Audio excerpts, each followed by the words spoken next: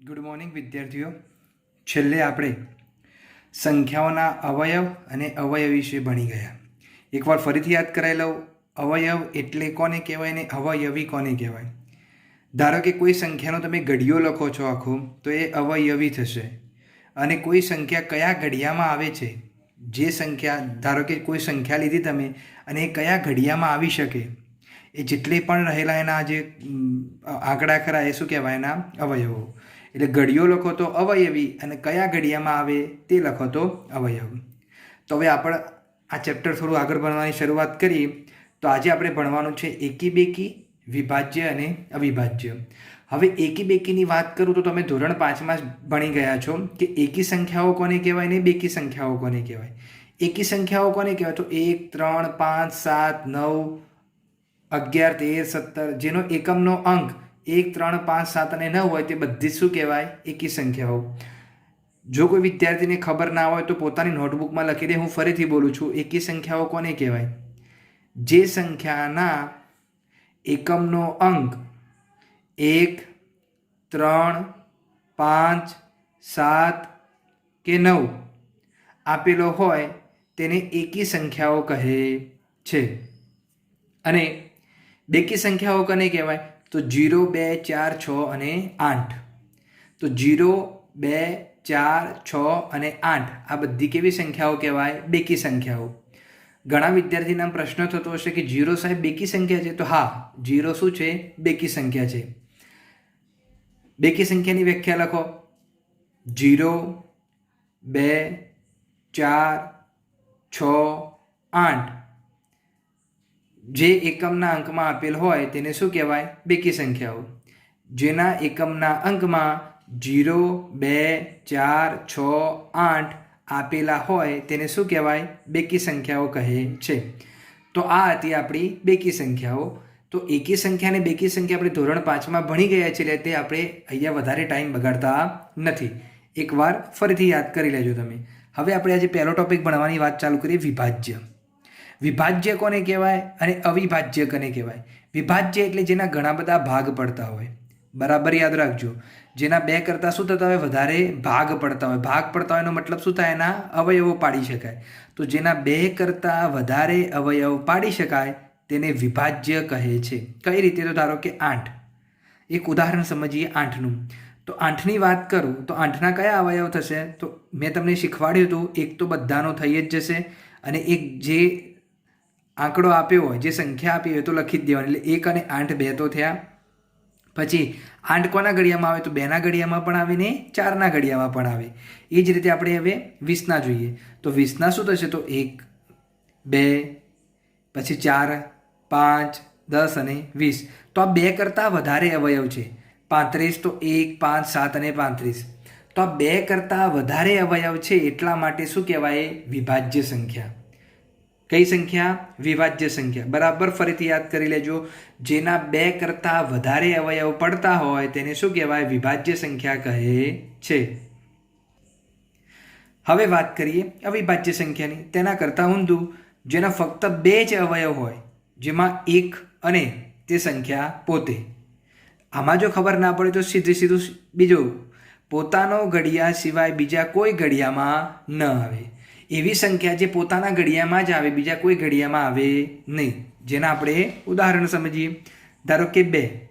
તો 1 તો બધાનો અવયવ છે જ, એના સિવાય 2. તો 2 એકા 2, એના સિવાય બીજા કોઈ ઘડિયામાં 2 આવતા નથી. 7. તો 1 તો દરેકનો અવયવ છે અને 7. 7 એકા 7, એના સિવાય બીજા કોઈ ઘડિયામાં 7 આવતા નથી. 29.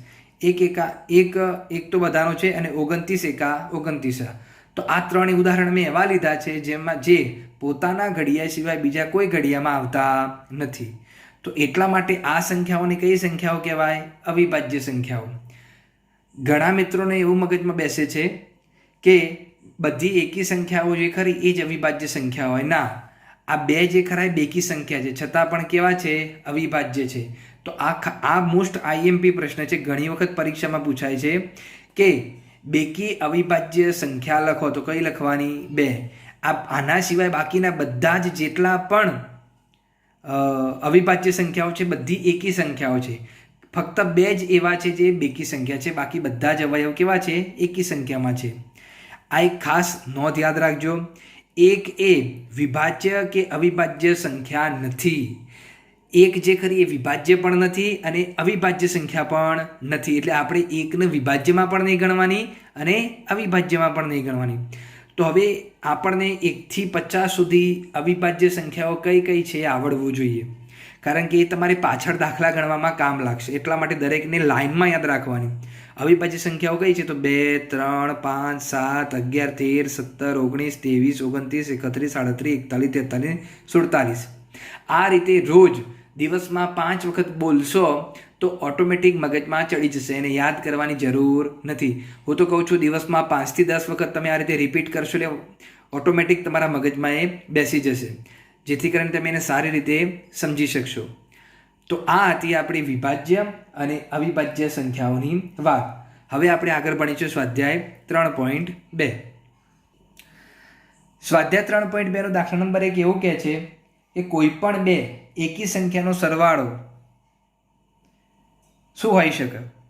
તો કોઈ પણ 2 એકી સંખ્યાનો સરવાળો હંમેશા બેકી જ મળે. કઈ રીતે? તો 1 અને 3 બંને એકી સંખ્યાઓ છે, એનો સરવાળો કરો, જવાબ આવ્યો 4. તો 4 કેવી સંખ્યા છે? તો બેકી સંખ્યા છે. 7 અને 9 બંને એકી સંખ્યા છે, સરવાળો કરો, જવાબ કેટલો આવ્યો? 16. તો આ રીતે તમે કોઈ પણ 2 એકી સંખ્યાનો સરવાળો કરો તો જવાબ હંમેશા શું આવશે? બેકી સંખ્યા જ આવશે. બીજા ઉદાહરણ તમારે ઘરે ટ્રાય કરવાના, જેથી કરીને તમારે વધારે મગજમાં બેસી જાય. હવે બીજો પ્રશ્ન આવ્યો છે કોઈ પણ 2 બેકી સંખ્યાનો સરવાળો. તો કોઈ પણ બે બેકી સંખ્યાનો સરવાળો કરો તો હંમેશા બેકી જ મળે. એટલે તમે કોઈ પણ 2 એકી સંખ્યાનો કરો કે કોઈ પણ 2 બેકી સંખ્યાનો કરો, જવાબ હંમેશા શું આવશે? બેકી સંખ્યા જ મળશે. કઈ રીતે? તો ઉદાહરણ સમજીએ. 2 + 4, તો 2 બેકી સંખ્યા છે, 4 બેકી સંખ્યા છે, 2 + 4 કેટલા થાય? 6. તો 6 પણ કેવી સંખ્યા છે? બેકી સંખ્યા. એ જ રીતે 8 + 12, તો 8 એક બેકી સંખ્યા છે, 12 પણ બેકી સંખ્યા છે, એટલે 20. 8 + 12 કેટલા થયા? તો 20.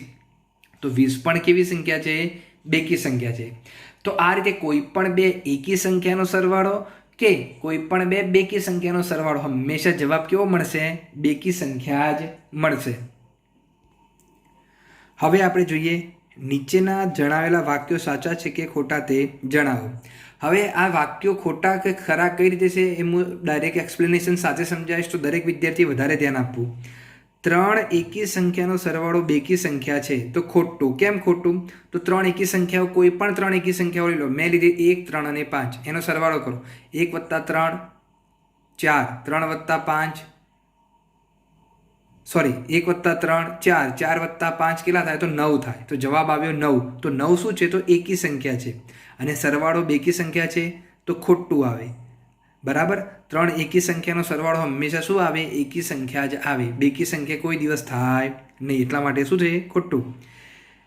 બીજો, 2 બેકી સંખ્યા અને 1 એકી સંખ્યાનો સરવાળો બેકી સંખ્યા છે, તો સાચું. કારણ કે 2 એકી સંખ્યાનો સરવાળો શું થાય? બેકી સંખ્યા, અને એની પાછો સરવાળો તમે બેકી સંખ્યા સાથે કરો એટલે બેકી શું થાય? જવાબ બેકી જ આવે. એટલે જવાબ શું છે?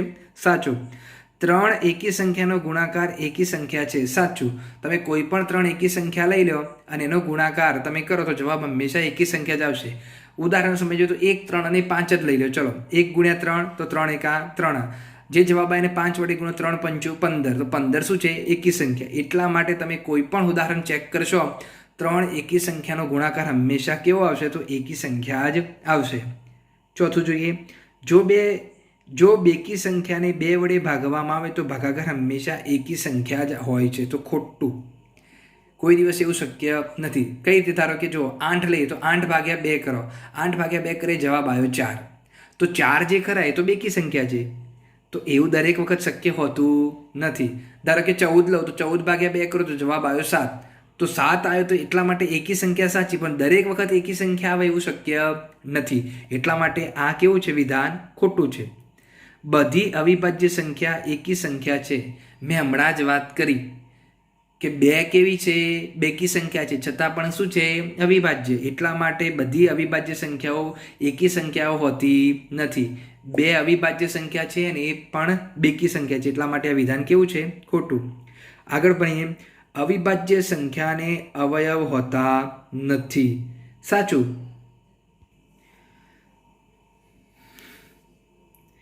અહીંયા ધ્યાન આપજો, અવિભાજ્ય સંખ્યાને અવયવ હોતા નથી, ખોટું આવશે, કારણ કે અવિભાજ્ય સંખ્યા એ એક અને પોતાનો ઘડિયો તો એ અવયવ તો છે, એટલા માટે એ વિધાન કેવું છે? ખોટું. તો એકવાર ફરીથી ચેક કરી લીધું મેં, બરાબર. એ વિધાન કેવું છે? ખોટું. બે અવિભાજ્ય સંખ્યાનો સરવાળો હંમેશા બેકી સંખ્યા છે. બે અવિભાજ્ય સંખ્યાનો સરવાળો હંમેશા બેકી સંખ્યા હોય તો એ ખોટું હોય. કેમ? કારણ કે 2 + 3 કરો, જવાબ આવ્યો 5. તો 5 શું છે? એકી સંખ્યા, એટલા માટે જવાબ શું છે? ખોટું. 2 એ એકમાત્ર બેકી અવિભાજ્ય સંખ્યા છે, તો સાચું. 2 એક જ એવી અવિભાજ્ય સંખ્યા છે જે બેકી છે, બાકી બધીની અવિભાજ્ય સંખ્યાઓ કેવી છે? એકી. બધી બેકી સંખ્યા વિભાજ્ય સંખ્યા છે, ખોટું, કારણ કે 2 શું છે? અવિભાજ્ય સંખ્યા છે. બધી બેકી સંખ્યા વિભાજ્ય સંખ્યા છે, તો વાત કરીએ આપણે આગળ. 2 બેકી સંખ્યાનો ગુણાકાર હંમેશા બેકી સંખ્યા જ હોય છે, સાચું, કારણ કે 2 × 4 કરો, 4 × 8, 8 ગુણ્યા બીજું કોઈ લઈ લો, 4 લઈ લો, 8 અને 4 તો 8 ચોક 32. તો જવાબ શું આવશે? બેકી સંખ્યા. એટલે કોઈ પણ 2 બેકી સંખ્યાનો ગુણાકાર બેકી સંખ્યા જ મળે. તમે બીજા ઉદાહરણ લઈને પણ તમે ચેક કરી શકો છો. હવે દાખલા નંબર 3માં આપણને એવું કહે છે 13 અને 31 એ અવિભાજ્ય છે. આ બંને સંખ્યાના અંકો 1 અને 3 સમાન છે. કઈ રીતે? તો અહીંયા 1 અને 3 છે અને અહીંયા પણ 1 અને 3 છે. એટલા માટે આવા જે 13, 31 આવા જે સરખા અંકવાળા જે ખરા એવા 100 સંખ્યા સુધી આવી અવિભાજ્ય સંખ્યાની જોડી શોધો. તો 100 સંખ્યા સુધી આપણે અવિભાજ્ય સંખ્યાને શું શોધવાની છે? એની જોડી, જેમાં આંકડા સરખા જ હોય, ખાલી એમનો ક્રમ આગળ પાછળ થતો હોય. તો એ જોઈ લઈએ આપણે. પહેલી જોડી તો આપણે 13 અને 31 થઈ ગઈ. બીજી થશે 17 અને 71, જેમાં અહીંયા 1 અને 7 છે, અહીંયા પણ 1 અને 7 છે. ત્રીજા નંબરની જોડી થશે 37 અને 73, જેમાં 3 7 3 7 આપેલા છે. ચોથા નંબરની થશે 79 અને 97, તો 9 7 અને 7 9. તો એટલા માટે આ રીતે આપણે જોડીઓ શોધી શકીએ. આપણને 100થી અંદર કીધી છે, એટલે 97 સુધી જવાનું નથી, આગળ જવાનું નહીં. ખાલી આ યાદ રાખવાનું છે. બાકી 50 સુધી અવિભાજ્ય સંખ્યાઓ યાદ રાખશો તો બસ એટલું ઇનફ છે, એનાથી વધારે આગળ જરૂર નથી. હવે દાખલા નંબર 4માં આપણને એવું કીધું છે કે 20થી નાની અવિભાજ્ય અને વિભાજ્ય સંખ્યા અલગથી લખો. એટલે આપણે ભાગ પાડવાના છે. વિભાજ્યનું એક ખાનું બનાવવાનું, એક અવિભાજ્યનું ખાનું બનાવવાનું. જે વિભાજ્ય હોય વિભાજ્યમાં લખવાની, અવિભાજ્ય હોય અવિભાજ્યમાં લખવાની, પણ ક્યાં સુધીની? 20થી નાની, એટલે 20 સુધી જ લખવાનું છે આપણે. શરૂઆત આપણે 2થી કરીએ, કારણ કે એક તો વિભાજ્ય કે અવિભાજ્ય નથી. ચલો 2 ક્યાં આવશે? તો અવિભાજ્યમાં. 3 પણ અવિભાજ્યમાં. 4 વિભાજ્યમાં. 5 અવિભાજ્ય. 6 વિભાજ્ય. 7 અવિભાજ્ય. 8 વિભાજ્ય. 9 વિભાજ્ય. 10 વિભાજ્ય. 11 અવિભાજ્ય. 12 વિભાજ્ય. 13 અવિભાજ્ય. 14 વિભાજ્ય. 15 વિભાજ્ય. 16 વિભાજ્ય. 17 અવિભાજ્ય. 18 વિભાજ્ય. 19 અવિભાજ્ય અને 20 વિભાજ્ય. તો આ રીતે તમારે એક કોઠો બનાવીને વિભાજ્ય અને અવિભાજ્ય સંખ્યા તમે અલગ કરી શકો છો. એટલું યાદ રાખવાનું કે તે પોતાના ઘડિયા સિવાય બીજા ઘડિયામાં ના આવતી હોય તો અવિભાજ્ય, અને બીજા ઘડિયાઓમાં આવતી હોય તો વિભાજ્ય. દાખલા નંબર 5માં શું કહ્યું છે? 1 અને 10 વચ્ચે સૌથી મોટી અવિભાજ્ય સંખ્યા કઈ છે? તો આપણને 1 અને 10ના વચ્ચે આવતી બધી જ અવિભાજ્ય સંખ્યાઓની ખબર હોવી જોઈએ. તો જોઈએ આપણે દાખલો. તો 1 અને 10ના વચ્ચે શરૂઆત કરીએ તો 2 3 5 અને 7 આ 4 એવી સંખ્યાઓ જે અવિભાજ્ય છે 1 અને 10ના વચ્ચે, જેમાં સૌથી મોટી કઈ છે? તો 7. તો આટલે આપણો જવાબ શું થઈ ગયો? પૂરો થઈ ગયો. હવે દાખલા નંબર 6માં આપણને એવું કહ્યું છે કે નીચેના સંખ્યાઓને 2 એકી અવિભાજ્ય સંખ્યાના સરવાળા તરીકે દર્શાવો. એવી 2 અવિભાજ્ય સંખ્યાઓ લેવાની જેનો સરવાળો 44 થવો જોઈએ. એવી 2 એકી અવિભાજ્ય સંખ્યાઓ લેવાની જેનો સરવાળો 36 થવો જોઈએ. એવી 2 એકી અવિભાજ્ય સંખ્યા લેવાની જેનો સરવાળો 24 થવો જોઈએ. એવી 2 એકી અવિભાજ્ય સંખ્યા લેવાની જેનો સરવાળો કેવો થવો જોઈએ? 18. તો હું તમને દાખલો સમજાવું. અહીંયા મેં 2 દાખલા ગણ્યા છે. 2 દાખલા તમારે ઘરેથી ગણવાના, જેથી કરીને તમારે પ્રેક્ટિસ થાય. ધારો કે 44, તો 44 હું પહેલી રીતે ગણું તો 3 + 41. આ બંને કેવી છે? એકી સંખ્યાઓ છે અને અવિભાજ્ય સંખ્યાઓ છે, અને એનો સરવાળો કેટલો થાય છે? તો 44. તો આ રીતે તમારે દાખલો ગણવાનો છે. બીજો જે રીત જોઈએ તો 13 અને 31. તો 13 એકી સંખ્યા છે, 31 પણ એકી સંખ્યા છે, અને બંનેનો સરવાળો કેટલો થાય છે? તો 44 થાય છે. તો આ રીતે તમારે પણ એકી સંખ્યાઓ લઈ અવિભાજ્ય સંખ્યાઓ લઈને સરવાળો સેટ કરવાનો છે. પછી વાત કરીએ 36ની. તો 36 જે કર્યું તો એની પહેલી રીત કઈ છે? તો 5 + 31. તો 5 અને 31 બંને અવિભાજ્ય સંખ્યાઓ છે, એકી સંખ્યા છે અને એનો સરવાળો કેટલો થાય છે 36. તો આ પણ જવાબ સાચો. બીજી રીત કઈ થશે? તો 13 અને 23. તો 13 અને 23નો સરવાળો 36 થાય છે. બંને અવિભાજ્ય છે અને બંને એકી સંખ્યાઓ છે. એ જ રીતે 29 અને 7, તો એ પણ શું છે? અવિભાજ્ય છે, એકી છે અને એનો સરવાળો પણ શું થાય છે? 36. તો આ રીતે તમારે બીજા બે દાખલાની સંખ્યાનો તમારે જાતે શોધવાની રહેશે, જેથી કરીને તમને ખબર પડે દાખલા ગણવાની.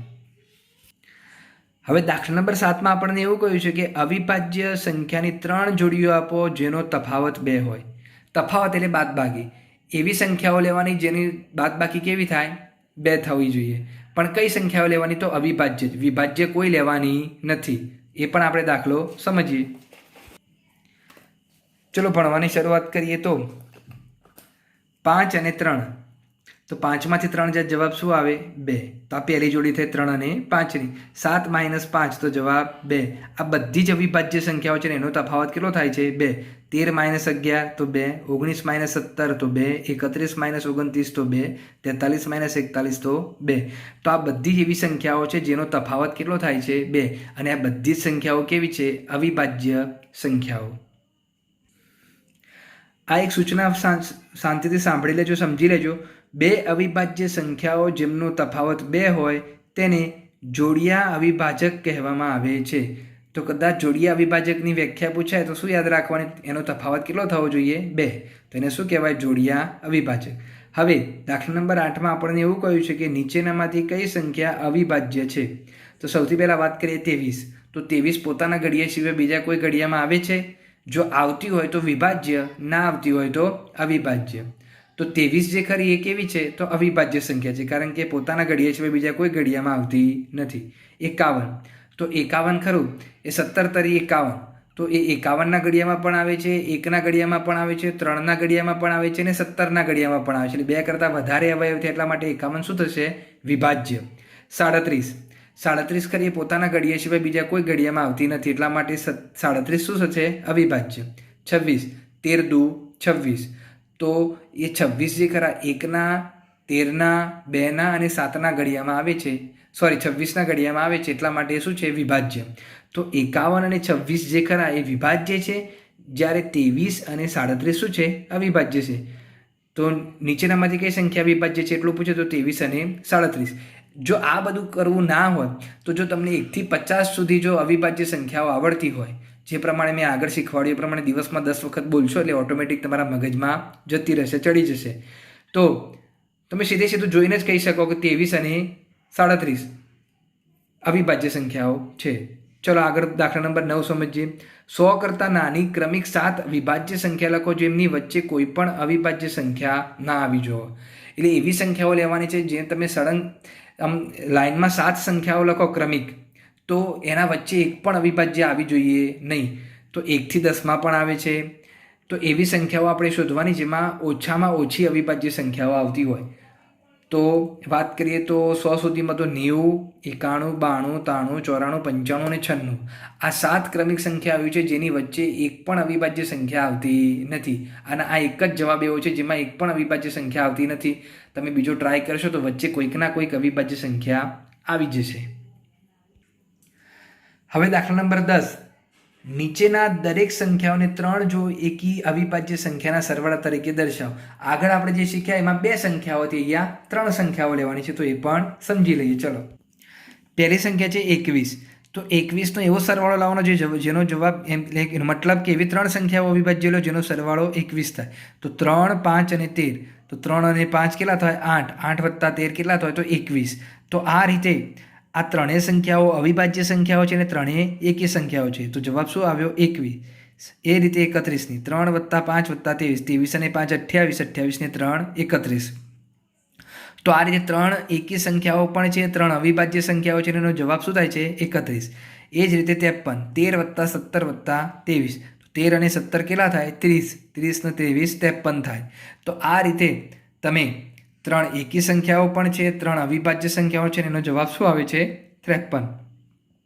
તો હવે જે દાખલા નંબર ડી બાકી રહ્યો તમારે ઘરે પ્રેક્ટિસ કરવાની, જેથી કરીને તમને થોડી દાખલાઓની પ્રેક્ટિસ થાય. હવે દાખલા નંબર 11. 20 કરતાં નાની અવિભાજ્ય સંખ્યાની 5 જોડીઓ લખો કે જેનો સરવાળો 5 વડે ભાગી શકાય તેવો હોય. ઉદાહરણ આપ્યું છે 3+7, તો 3 અને 7 કેવી છે? તો અવિભાજ્ય, અને એનો જવાબ આવે છે 10. અને 10 જે ખરા એ 5ના ઘડિયામાં આવે છે, તો હા, તો આવી આપણે 5 જોડીઓ બનાવવાની છે. શરૂઆત કરીએ. 2+3 કેટલા થાય? 5. તો 5 એકા 5, તો 2 અને 3 શું છે? અવિભાજ્ય સંખ્યાઓ છે. 20 કરતાં નાની અવિભાજ્ય લેવાની છે, 20 કરતાં મોટી થવી જોઈએ નહીં. 2+13 તો 15, તો 15 5 એકાના ઘડિયામાં આવે તો 5 તરી 15. 3 અને 7, 3+7 કેટલા થાય? 10, તો 5 દુ 10. 3+17 કેટલા થાય? તો 20, તો 20 5 એકાના ઘડિયામાં આવે તો 5 ચોક 20. 7+13 તો 20, 5 ચોક 20. 13+17 તો જવાબ 30, 6 પંચું 30. તો આ જે જોડી રહી 2 3, 2 13, 3 7, 3 17, 7 13, 13 17, તો આ જે જોડીઓ ખરી એ એવી જોડીઓ છે જે અવિભાજ્ય સંખ્યા પણ છે અને એમનો સરવાળો કરવાથી એ 5ના ઘડિયામાં પણ એમનો જવાબ આવે છે. તો આ રીતે આપણે દાખલો ગણી શકીએ. હવે આપણે આ સ્વાધ્યાયનો છેલ્લો દાખલો ગણીએ. 12મો, ખાલી જગ્યા પૂરો. આ ખાલી જગ્યાઓ મોસ્ટ આઈએમપી છે. ટૂંકા પ્રશ્નોમાં બહુ જ વખત પૂછાય છે. એટલા માટે જેટલું પણ હું આઈએમપી કહું એ તમે તમારા મગજમાં રાખો, કારણ કે પૂરક પરીક્ષાઓ જેવી ટૂંકી પરીક્ષાઓની અંદર આ એકમ કસોટી જે લેવાય છે, એકમ કસોટીની અંદર આવા ટૂંકા માર્ક્સના જો પ્રશ્નો પૂછવામાં આવે તો આવા બધા પ્રશ્નોની શક્યતાઓ વધારે રહેલી છે. સૌથી પહેલાં વાત કરીએ, જે સંખ્યાને ફક્ત 2 અવયવ હોય તેને ખાલી જગ્યા કહેવાય. તો 2 જ અવયવ હોય તો અવિભાજ્ય સંખ્યા કહેવાય. 2 કરતાં વધારે હોય તો વિભાજ્ય કહેવાય. જે સંખ્યાને 2 કરતાં વધારે અવયવ હોય તેને વિભાજ્ય કહેવાય. સંખ્યા 1 એ મેં હમણાં જ નોંધ કરીને લખાયું હતું, 1 એ વિભાજ્ય કે અવિભાજ્ય સંખ્યા નથી. તો અહીંયા જવાબ આવશે વિભાજ્ય અને અહીંયા જવાબ આવશે અવિભાજ્ય. સૌથી નાની અવિભાજ્ય સંખ્યા કઈ છે? તો સૌથી નાની અવિભાજ્ય સંખ્યા કઈ છે? તો 1 તો આપણે ગણતા નથી. પછી કોણ આવે? 2. તો 2 શું છે? અવિભાજ્ય છે. સૌથી નાની અવિભાજ્ય સંખ્યા કઈ છે? 2. ઘણા બધા વિદ્યાર્થીઓ ભૂલ કરે છે. સૌથી નાની અવિભાજ્ય સંખ્યા કે એટલે 1 લખી દે છે, પણ 1 તો વિભાજ્ય કે અવિભાજ્ય સંખ્યા નથી. અમુક ભૂલ શું કરતા હોય છે? 3 લખી દે છે. 3 ના આવે. કેમ? કારણ કે 3થી નાના 2 છે ને 2 શું છે? અવિભાજ્ય સંખ્યા છે. ઘણા બધા વિદ્યાર્થીઓ 2ને વિભાજ્ય સંખ્યા સમજીને જવાબ ખોટો લખે છે. તો આ યાદ રાખજો, તમારા જ કામનું છે. સૌથી નાની વિભાજ્ય સંખ્યા કઈ છે? તો 1 તો આપણે વિભાજ્ય કે અવિભાજ્ય ગણતા નથી. 2 શું છે? અવિભાજ્ય. 3 શું છે? અવિભાજ્ય. 4 શું છે? તો વિભાજ્ય. તો સૌથી નાની વિભાજ્ય કઈ આવી? તો 4. તો આ પણ જવાબ યાદ રાખજો. ઘણા વિદ્યાર્થીઓ જવાબ 2 લખી દે છે. 2 શું છે? વિભાજ્ય છે. 2 શું છે? તો અવિભાજ્ય છે. એટલા માટે શું યાદ રાખવાનું? 4 શું છે? સૌથી નાની વિભાજ્ય સંખ્યા. સૌથી નાની બેકી સંખ્યા કઈ છે? તો સૌથી નાની બેકી સંખ્યા કઈ છે? 2. સૌથી નાની બેકી સંખ્યા કઈ છે? તો 2 છે. હવે આ જે સ્વાધ્યાય મેં ચલાવ્યું એ તમે તમારી નોટબુકમાં લખી લેજો સારા અક્ષરે, અને આગળ જે વિભાજ્ય અવિભાજ્ય સંખ્યાઓની વ્યાખ્યા લખાઈ, નોંધ લખાઈ, અમુક ઉદાહરણ જે ગણાયા એ તમે તમારી નોટબુકમાં ઉતારી દેજો. હવે આપણે નેક્સ્ટ ટોપિક નેક્સ્ટ લેક્ચરમાં ભણીશું. Thank you.